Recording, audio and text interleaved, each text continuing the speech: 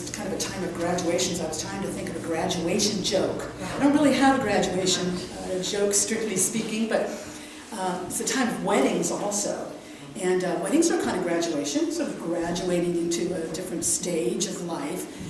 So there was this minister who was a brand new minister and doing the ceremonies and sacraments, so he was still kind of stumbling and fumbling with a little bit, and he had a wedding to do, and really nervous about it. Consulted with the older minister. The minister said, if you get lost in the manual or anything, just always go to Scripture, and you can't go wrong. Just go to the Scripture, and you'll be fine. So he's doing the wedding, and sure enough, he's in the middle of the service, wedding ceremony, and the service manual. He gets all lost, and he remembers the minister's wise words, and he said, "Oh yes, Father, forgive them, for they know not what they do."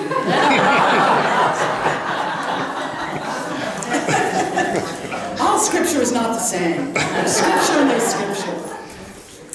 It's a time of graduations of all kinds right now. How many of you have gone to a graduation ceremony this season? Quite a few. It's the time for that. And for weddings, it seems to be the time for that. And it's interesting to think about graduation and really what that means and what makes it meaningful. The meaning of the word has to do with graduating from one level to another. It's used for the ceremony at which degrees are conferred. It dates back to the 15th century in its use in alchemy, which was all about kind of turning lead and materials into gold. And there was a whole philosophy attached with that. It wasn't just but more than that, turning something mundane into something precious. And what's involved in that process, so that was graduating. In alchemy, the word was used to describe the tempering and refining of something to a certain degree, a higher degree. That's interesting. That's a powerful meaning hidden in that word, to graduate. I think that's interesting. It makes sense to me. It's a powerful word in the sense of, I think we graduate, we make progress in life gradually, by degrees. Wouldn't you agree? Not all at once, not swoop, we're enlightened. It's kind of a gradual process. We move ahead, advancing grade by grade, by gradations, gradually, sometimes into a new class or sometimes a whole new school. Sometimes it's into a new and more challenging life, getting married perhaps, or independent life as you become an adult, coming into parenthood, kind of graduate into that. It's a whole new skill level you're moving into when you do that. Or maybe it's your children's graduation, and you're graduating into sort of an empty nest and a new sense, a new call to purpose in this new stage of life, and moving into that.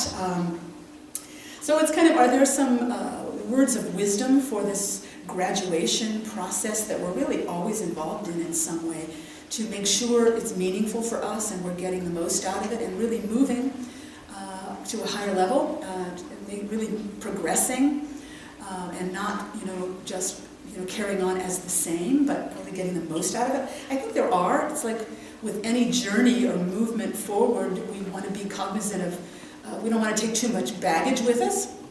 We want to take the right baggage. We don't want to be burdened with things we don't want to carry with us as we move ahead.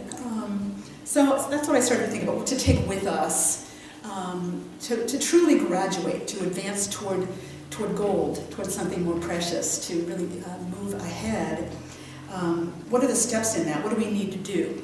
So the first one I came with was, and I think it's something we don't do often enough, you need to appreciate your progress. We need to appreciate our progress at every step along that process. And we often don't do that. We're too hard on ourselves. We're always seeing what we haven't done yet, or what's missing, or what's not good enough about who we are or where we are in our lives. But we really need to celebrate all progress, every lesson learned, every test passed. Sometimes it's just having survived, a time in our lives. We need to, give ourselves credit for that progress, acknowledge it, celebrate it, give thanks for it. We have this unfortunate tendency to not celebrate it, to not even acknowledge it as much. No matter what. I've been struck by that really, really often in life. I have known people, for instance, who were formerly addicts, homeless, on the streets, came back from that to become fine, sensitive, prosperous people. And yet they don't give them credit for this incredible overcoming, for this incredible progress they made over a period of time. I think we've all known people who have been in very difficult circumstances and situations, financially or in relationships, or in all kinds of depressions or illness situations, and they have progressed through that somehow, following the guidance in them and drawing on their own God-given abilities to make tremendous progress and tremendous victories and overcomings, and yet we don't give ourselves credit. We don't stop and celebrate our progress. It's so important. A well done has tremendous power, and we need to give them to ourselves and one another a good deal more often. Would you agree? A good deal more often. Children must have them, and especially from parents, must feel that approval. Well done. Good job. Look what you have come through. Bravo. And we don't do that enough with ourselves. So I think that's a really powerful thing. It helps us move ahead. It puts new wind in our sails to have someone or ourselves say, you know, I really did. Look what I have come through. It's amazing, and I'm so grateful, and wow, look what you've come through. You have come up to here. This is wonderful. That puts a new puff of air into us, doesn't it? Some encouragement, bolsters us and supports us, helps us move ahead by gradations a little more strongly and freely. I was reading online about there's an African tribal greeting I find very interesting. It's like an exchange of words, and the first one is, in this African language, I forgot what it is, sawu bona, which means, I see you. And there's a lot loaded into that phrase. I see you. It means I see what you've been through. I see who you are. I see your feelings. I see your soul. So you greet someone with this. I see you. I see you. And then the proper response is sikhona, which means I am here. I am here. It's a wonderful exchange, and it has to be done in that order, which is an important point about it. It isn't just I am here. Oh, I see you. No, it's I see you. And as I see you and you feel me seeing you, you become more present. You become into your existence more. Your spirit is honored more, and you become more visible and more alive. So, I see you. I am here. Very good. Perfect. That's a wonderful exchange, especially when you understand the way it's meant in their language. It's like it's a recognition of all that you are, and then a receiving that and letting it lift you up like, I am being seen, I'm recognized for all that I am here. So recognizing all our progress. Second one is, and this one gets a little tricky, but I think it's something we work with in life, and we make progress by gradations all the time, year by year. Carry your wisdom, not your woes. Carry your wisdom and not your woes. First of all, we need to credit ourselves with having gained wisdom, which we are doing all the time, but we don't always think that. Too often we're looking to outside for wisdom and not crediting ourselves with our own intuitive wisdom, which we have been growing in and progressing with year by year throughout our lives. So we credit that. And as far as carrying your wisdom and not your woes, it doesn't mean to discount or downplay the idea that we have woes. We all have woes and we have sad times. They are a part of our life. But we don't make a strong point about carrying them into the next grade. We need to experience them, not deny them. It's kind of like a little shift of focus. We had Karen Drucker in town this weekend, and at her house concert on Friday, we were talking, sharing ideas about dealing with difficult times or dark times, and she's written some songs about that, and communicates pretty strongly the idea that sometimes you've got to just be with it for a while. And I think we all feel that. She has a song called Sit With It. Sit with it. And we kind of need to feel what's there to be felt and experience that. But she says, I don't want to build a condo there. And I think that's a good way to think about it. I don't want to build a condo there. I don't want to stay there. So it's kind of about a little shift of the focus from woe to wisdom. And I think it's a mental discipline, we can practice too. We can feel all that's meant to be felt, and we can have that whole experience. But we don't have to stay there with our focus. We can begin to shift our focus to what was gained from it, what was learned from it, what were the gifts I brought out of it. I remember really distinctly, I've been kind of a journaler all my life.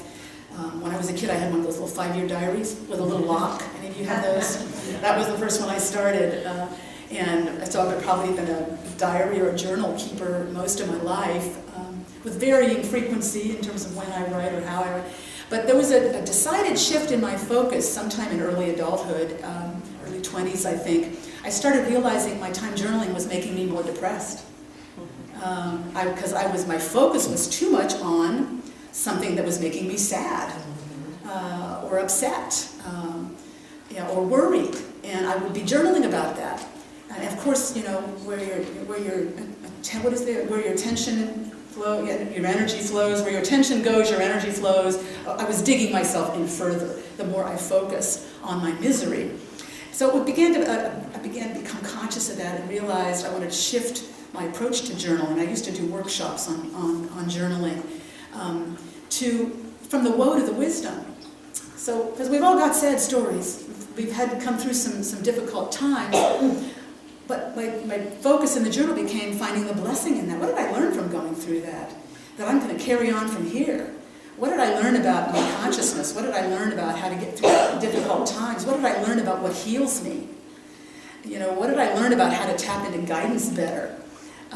Because we learn things from our challenging times, and those are blessings to carry with us. That's wisdom that's worth carrying into the new grade as we move forward. We all have sad stories, but we don't want to keep telling them. We want to shift our focus, I think, to the wisdom gained from our woes. It's an old quote that I don't know where it comes from, but only look back to see how far you've come. Keep an eye for the progress, the wisdom, the blessings that you gained. Don't stay stuck on the difficult, conditions that sparked that wisdom. That led you to that wisdom. So, carry your wisdom, not your woes. Third one, and this is the big one, the last one maybe, to use an old 60s phrase, keep it real. Keep it real. But it's about being authentic. It's also about right priorities, not wasting our lives by pursuing things that are less important than who we are and who we're becoming. Keep it real, keep it authentic. The thing about graduating in our culture is that too often a graduation becomes a springboard to another treadmill. As you're graduating from high school, it's like, what kind of college can you get into?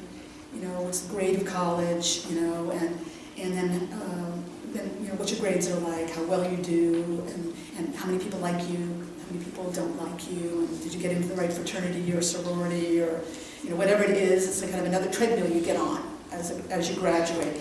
As you graduate college, it's about whether you can get a job, what kind of a job you can get, and how much money you're making, and then can you get a promotion, when you think you should get a promotion, or other people getting promotions, and how many people like you, and who doesn't like you, and how important they are. And, it's kind of another treadmill we go on, and then it can be with your children, what kind of schools you can get them into, and what kind of colleges, and how well they're doing, and how much money they're making. And it can be a springboard, not into becoming more fully yourself, but into becoming more engulfed in the circumstances and externals that the culture values, but may not have a lot to do with who you are. It's really moves us away from honoring the spirit in us, which wants to express itself in fullness, toward peripherals. And too often we think, well, we'll get to that later when we have more time, but it's really important to honor our spirit. I was reading a text of a commencement address by Annie Lamott. Any of you have read Annie Lamott? She's a California writer, very, very good. And she writes about the spiritual life a good deal. So she was doing this commencement address somewhere. And she was talking about this. She said she wanted to be a published author, a successful writer, for many, many years, probably since she was a child. And she worked hard at it, and she was in her 40s, probably mid-40s, before she finally began to make good money as an author, and even to achieve some level of fame and recognition.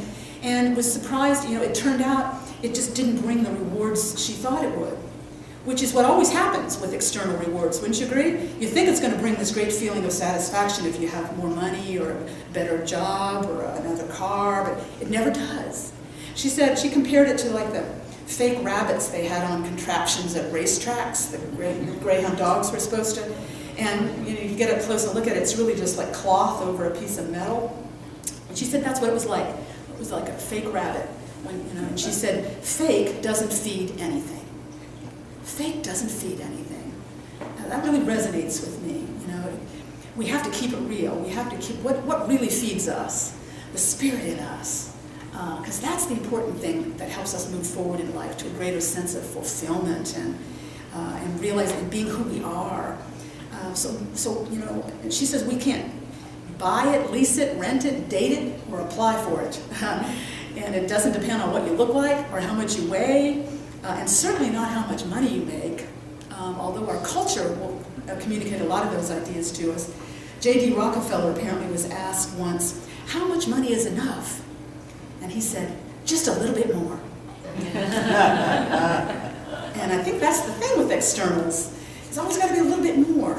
How much is financial security? Where will we be stable financially? I don't know where that point is. Is there a point? Always a little bit more, because things could happen. It could all go away, and that'll keep us on a treadmill for sure. Only spirit feeds spirit, Annie Lamott said in her commencement address. So what is spirit? It's what we already are. It's already in there. That's that impulse in us to express, to be ourselves, to create. Spirit isn't what you do or what you own. It isn't how you look. It's kind of impossible to describe, but can be experienced at all times and in all circumstances. When do you feel like you're feeding the spirit in you? Annie Lamott suggested often it's when we're not doing much of anything. When we're listening to music, when we're taking a walk in nature, when we're just enjoying quiet. Our spirits are being fed. We know when our spirits are being fed, don't we? It's definitely when we are being kind to one another, when people are being kind to one another. There is a lifting of spirit. There's a nourishment of spirit that's mutual in those circumstances. I like Annie Lamott says something like it's especially when loving kindness is being exchanged between like somebody who's being really annoying and somebody who's really busy. And yet they're kind. Yes, there's kindness exchanged in all circumstances. And when you witness other people's kindness to you or to one another, it feeds our spirit. Love feeds spirit. Loving ourselves feeds our spirit. Being kind to ourselves, being kind to one another, it feeds our spirit. And that helps us become more real, more authentic, and to feel our lives as fuller, in the way that possessions and appearance and money in the bank never will. Keep it real, keep it authentic, which means honoring the spirit in you and feeding the spirit in you. This reminded me a whole lot of a much-loved book we all read when we were kids that was really all about becoming real, keeping it real. It was written in 1922 by a writer named Marjorie Williams. It was her first children's story, and we probably all read it. It's about becoming real. It's not how you're made with your appearance or your stuffing. It's about children's toys in the nursery. It's a thing that happens to you, a thing you become. This is the Velveteen Rabbit. How many of you read the Velveteen Rabbit as a kid? It's one of those children's stories that's for adults too, and always has been, about becoming authentic, becoming who you really are, becoming real through love and being authentic.